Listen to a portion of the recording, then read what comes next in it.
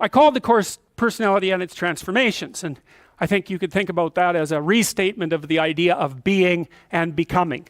And that's what you are. You're, for whatever that means, you're an entity that both is and is transforming.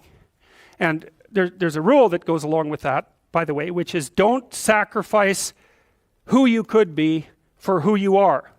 Which means if you have to choose to transform in a positive direction or maintain your current position, then it's better to transform in a positive direction. So you might even think of that as the core of your being. That's a Piagetian idea. It's a Jungian idea as well. Who are you? You're the thing that transforms who you are. Now you're also who you are, but on top of that, you're the thing that transforms who you are. And I do think that that's not an arbitrary statement. You know, one of the things that modern universities do dreadfully now is convince their students that value structures are relative, and that's a big mistake. There's a lot of things wrong with that idea, and one of the things that's wrong with that idea is that doesn't include what I just mentioned, which is that's a good moral rule, is you are the thing that is and you're the thing that becomes, and you should put the thing that becomes at a higher place than the thing that is. That means you also have to allow yourself to shake off those things about you that you might be pathologically attached to, habits and people for that matter, ways of thinking, all of those things. You have to allow yourself to shake those off, and that's more like a burning. That's why the phoenix is the symbol that it is, right? It's old and it deteriorates, it bursts into flame, and then it's reborn. It's like, well, do you want to be reborn? It's like, well, that's not the question. The question is, do you want to burst into flame? And the answer to that generally is no, but that's the wrong answer. The right answer is you let all that nonsense burn away. And you know, and you might say, well, I don't know what I should leave behind. And the answer to that is that's a lie. You know some of the things that you should leave behind. All you have to do is ask yourself. You'll come up with a list instantly of 100 stupid things that you're doing that you know you could stop doing. Some of them maybe you don't know you could stop doing. It's like, well, fine, leave those alone for now. But there's a bunch of things you perfectly know well that you could stop doing that would improve your life. And so do that, see what happens. That's a good idea. All right. So it's personality and its transformations, because partly I wanted to talk to you about what you are as a human being and also as an individual, but also what you could become. And that's actually a crucial question in the domains of clinical psychology in particular, because a lot of what you're doing with people as a clinician is trying to figure out who they could become. That's right. You have a problem, your life isn't what it could be. It's like, fine, let's see what it could be like if we changed it. We'll figure out how to change it. That's got to be a negotiated dialogue, right? Because like, I don't know what the hell you should do with your life. I can help you figure it out, maybe. We can talk about it, but you are the person who has to decide if the things that you're aiming for, you know, get you out of bed in the morning, because that's really that's at least one of the crucial issues. So you got to specify the goal. And then you got to specify the transformation processes and start practicing them. And you have to understand that you're going to be bad at it, but it doesn't matter, because bad's fine. Persistent is what you need to be. If you persist, with tiny improvements, if you persist, you win. So, okay, so in a broader context, you can think about this as a more fundamental ontological question. So one question is how you should act in the world. The other question is, well, what is the world? And that's a complicated problem. This is a scientific answer to that question, and that is that the world is a collection of objective phenomena. And that's a very powerful perspective. And we have a good method for determining what the world is like as a collection of objective phenomena. And that's made us very technologically powerful. And so more power to us and all that, but leaves a question unanswered. And the question is, well, the world isn't just a place of objective phenomena, because it's not a panoply of inert matter. It has living conscious creatures in it. And they're a different order of being. And the fundamental issue for conscious active creatures is not what is the world from an objective perspective, but how it is that you should conduct yourself in the world. And there's a kind of unbridgeable gap between those two domains of inquiry. And I think the reason for that is that the scientific method removes value from its descriptions. That's actually what it does. And so once you're left with value-free descriptions, it's very difficult to extract out a value proposition from them, because you've That's the scientific method, removes the value propositions. You're supposed to be left with only that which is objective, right? And value propositions are in the domain of the subjective. So I think the idea that you can derive what you should be or do from a collection of facts is flawed, A, because the collecting the facts themselves gets rid of the value structure, but B, there's an infinite number of facts, and so how are you going to pick which ones should guide you? You can't. You can't. You have to do something else. The facts do not tell you what to do with the facts. You need something else to help you figure that out. Well, it's come to me over the years that that's what the narrative cognitive framework does. It's the framework that we use to specify how we should act in the world. And so you could divide the world into the world as it is and the world as perhaps it should be. That gives you some direction, and you need that, and we know this technically, right? You need direction. The reason for that is it's direction that produces primary positive emotion. And so if you need positive emotion to move through life, which you do, because you can't even move without positive emotion, and also positive emotion is a good bulwark against terror and pain. If you need those things, then you need direction, you need a goal, you need a value structure. So that doesn't seem particularly disputable to me. You could still say, well, what value structure? It's like, okay, fine, that's a good question. But I've thought a lot about that too. So if we're going to adopt a value structure, there's a couple of rules that go along with it. And this is why the bloody postmodernists are wrong, as far as I can tell, is A, it can't just be my value structure, because I'm stuck with you. And we're both stuck with all these other people. And so if I'm going to lay out a value structure, which is a way of interpreting the world, let's say, and there's an infinite number of potential ways of interpreting the world, it's like, yeah, fine, no problem, except that I have to interpret the world in a way that I can use while I'm dealing with you, and while the two of us are dealing with everyone else, and while all of you are dealing with everyone else. And so that's the Piagetian game proposition. If you want to be a popular kid on the playground, you better play games that other people want to play. That's a brilliant observation. And I told you that Piaget was trying to heal the rift between science and religion, and that's one of the things that he did that he thought helped do that. The question is, well, where do moral judgments come from? Well, they emerge as a consequence of consensus, and it's a bounded domain. If we're going to occupy the same space for any length of time, and those are two critical propositions, the same space and a long time, then we have to figure out how to play an iterative game that doesn't spiral downward, hopefully that might even improve, that we both don't object to, because otherwise it's not going to work, right? You'll walk away and play another game, or the game will disintegrate catastrophically. So there's massive social constraint on what constitutes an appropriate frame of reference. So much for the relativist argument. And then there's another issue that's equally relevant, and it's associated with the idea of objective reality to some degree. But that's not exactly correct, because it's not exactly objective reality. Let's say that you and I decide to occupy the same place for some substantial amount of time, and we figured out how to solve the problem of being together. But you and I still have to figure out how to solve the problem of being together in a manner that doesn't make the world object too much. And it isn't just other people, although that's a huge part of the world. You want them to not object. You may even want them to support you. That would even be better. But you also have to deal with the tendency of matter to object. Because so your mode of being in the world, your interpretive framework, as a description of how you should act, is actually the laying out of a strategy that will produce the ends that it predicts, which are the things that you want. So this is the pragmatist perspective. This was worked out by William James and his people back in the late 1800s in New England, the only genuine brand of American philosophy. And what the pragmatist said is, how do you decide if something's true? The answer is, how the hell can you? You don't know anything. Well, that's true, but that isn't helpful, because there you're stuck with the problem of how to be in the world. Well, so what you do is you lay out a mode of interpretation that has an endpoint. And then you run the mode of interpretation, embodied, right, because you act it out. And if it doesn't produce the outcome, then it's not, well, let's say, true. The claims within it they're not true by the definition of the game itself. So you might say, well, you're a kid on a playground. You want to play a game. One of the implicit demands is that the game is fun. If it's not fun, it's not worth playing. So you play it for a while, and then you see, well, was that fun? If the answer is yes, then you keep playing the game. You say, well, that game it's good enough, it's accurate enough, it's true enough.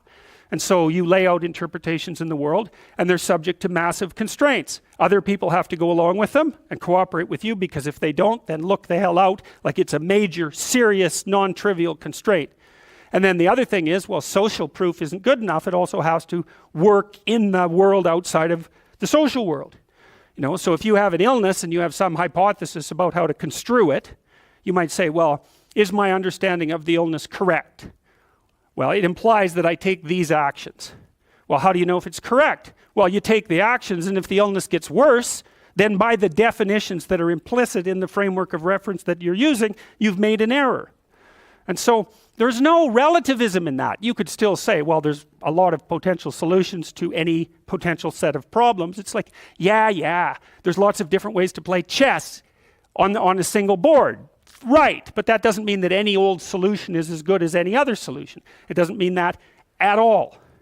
So, okay, so then we're looking at things two ways. We're trying to figure out, well, how does the world present itself, and then how is it that you should act in it? And so,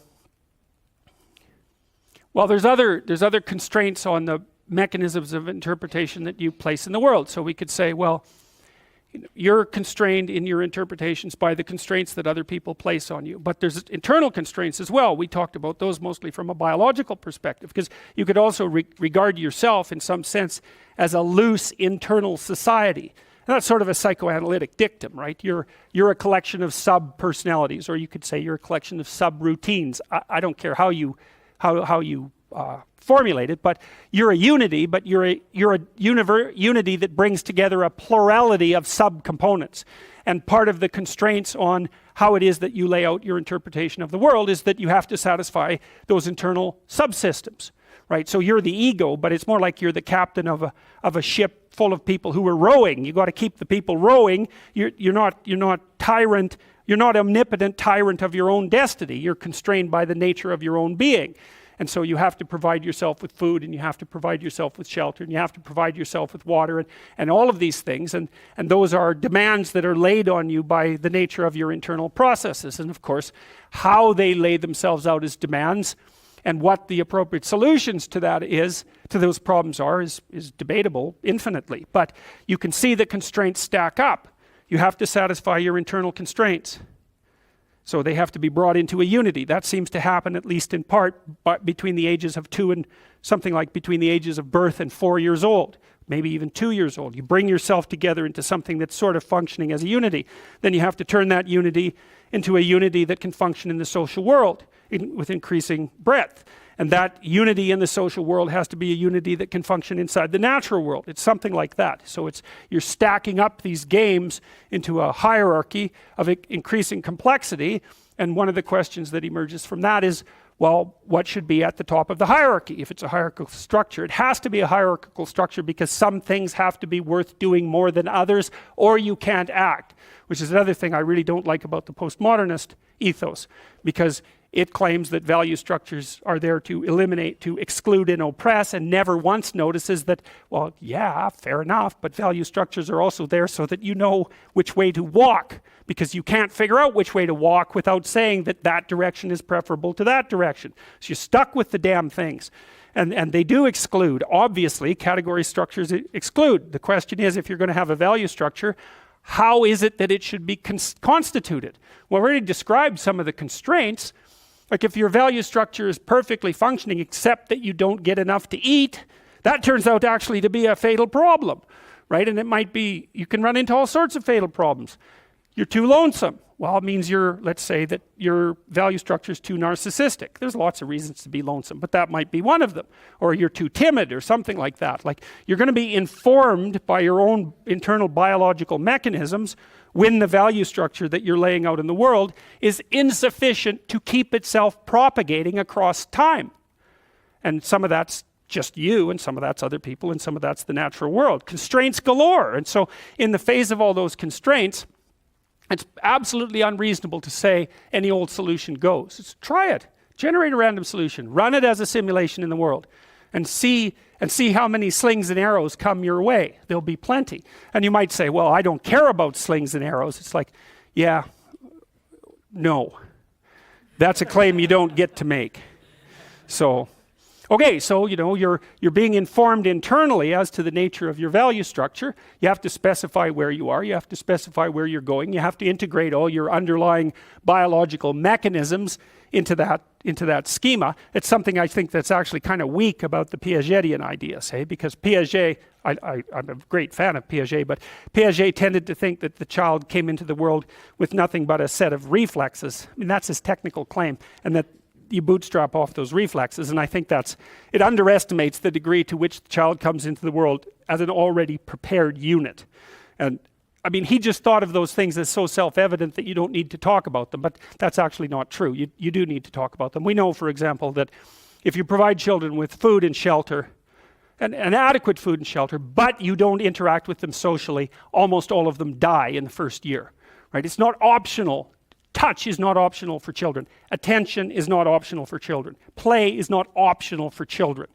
So it isn't just like, well, the child comes into the world with a set of reflexes and can adapt to any old environment. It's like, no, the environment has to be structured in a certain way or the child will die. And it's very interesting when it comes to things like play and touch, because you wouldn't think of those as fundamental necessities, right? But it turns out that they are. If you deprive a child badly enough of play and touch in the first 3 years of their life, even if they survive, what comes out at the end of that is often something that's like barely recognizable as a functional human being and cannot be repaired after that point. And that experiment was done with Romanian orphans back in the 90s. So it was an ugly situation, to say the least. Okay, so now you take these underlying biological systems and maybe they aggregate themselves into something that vaguely looks like your temperament, your 5 temperamental dimensions. So maybe if you're an extrovert, you're dominated by the dopaminergic system, just like you are if you're high in openness. And if you're high in neuroticism, it's mostly that you're dominated by anxiety systems and systems that mediate emotional pain. And if you're agreeable, you're dominated by the function of the underlying maternal/care affiliation systems. But so you could say, well, you've got a multitude of fundamental biological predispositions that manifest themselves as implicit stories, something like that, and they organize themselves into the primary temperaments, and the primary temperaments are biasing factors that determine in part the nature of the interpretive structure that you're going to lay out in the world. It's not entirely determined by your temperament. We know that personality is only predicting something like, let's say, 10% of the variance in most complex social outcomes. And the other elements are, well, temperamental as you might be, you still have to get along with other people and the world. So you come in with these internal biases, but they still have to be modified extensively by your social and your natural surround. Okay, and then you develop your routines from the bottom up, as Piaget pointed out, and sometimes from the top down, because now and then you can think yourself into a radical transformation. But mostly what you're doing is building the micro units of your interpretive schemas and your behaviors and aggregating them into higher order structures that you can then tag with higher order abstractions. And we talked about that. You can't tell a 3-year-old to clean up his room. And the reason for that is those are empty boxes as far as the kid's concerned. Clean? He might have room, he might have that. Clean he doesn't have. He might have pick up the teddy bear and put it in that space, right? So that's one of these little micro routines. And maybe you say, you put 20 of those micro routines together and now you can say, clean up your room. And basically what you're saying is, implement the 10 micro routines that you've learned. And so a well-functioning personality has all the micro routines in place. That's actually something that you help people with if you're a behavioral therapist, because one of the things you assume if you're a behavioral therapist is that sometimes the reason people aren't doing things is because they don't know how. Sometimes maybe the person's depressed but potentially high functioning. They got all the damn micro routines. They're well socialized. They're just dormant. You got to get them awake again and implementing them. But sometimes you get someone in your practice, say, who's just been neglected like you cannot believe, right? The parents never paid any attention to them, or maybe just punished them every time they did something good. That's really fun. And then, they didn't make friends, and so they're really, really vague and poorly articulated. And so then what you do is you work at the bottom of the micro routines and get them to practice building up all these little attributes that they didn't build up. And you know, one of the things you can think about in terms of character development is, so now maybe you understand something about your own personality. You might say, well, what could you do to improve your personality? And the answer is, develop some of the micro routines on the other side of the personality distribution. So if you're disagreeable as hell, maybe you could start learning how to do nice things for people. And that actually works, by the way. So if you take disagreeable people who are depressed and you get them doing nice things for other people, their depression tends to lift. But then by the same token, if you're agreeable, then you should practice doing some things for yourself and being more tough-minded in your negotiations. And so you can sort of place yourself on the personality trait distribution. You know, you're extroverted. It's like, okay, man, learn to spend some time with yourself, right? You're low in openness. Well, try reading a book that's outside of your, you know, your sphere of interest now and then. If you're conscientious, well, you should probably learn how to relax occasionally, and so forth. So you can, I think partly what you're doing as you're developing your personality is not moving the mean much, the average, where, you know, where you're located, but you're extending the standard deviation so that you're a bigger bag of tricks than you were before.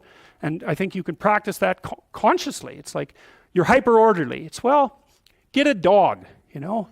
Dogs are messy, horrible things, you know. It's just what you need if you're hyper orderly, because they're going to leave hair everywhere and force you to live with it. And so, okay, so this is sort of you, right? This is your personality. It's this collection of subroutines that you've turned into a hierarchy, and then there's something at the top of it, and that's a big question. Like, what the hell should be at the top of the hierarchy? Because that's the ultimate question of unity. And the clinicians would say, well, it's the self-actualized person, or it's the self, or something like that. You know, that's the implicit and perhaps explicit ideal that you're aiming for. And you might say, well, does such a thing exist? And I would say, well, do you admire people? Because that's your answer, right? Do you despise people? Well, you like some people and you don't like others. You respect some people, you don't respect others. Well, you're acting out the notion that there's at least an implicit ideal. You do the same thing when you go to movies. You know who the hero is, you know who the bad guy is. You're acting out the proposition that there's some sort of value hierarchy and there's some sort of manifestation of it that's coherent across time. So you appear to believe that. And you know, you are driven at least to some degree by your own inner ideals. And so you tend to answer the question, is that real, with an affirmative? And if you don't, there's catastrophic consequences. Nietzsche and the existentialists were very good at detailing that. It's like, you let your value hierarchy disintegrate, well, then what?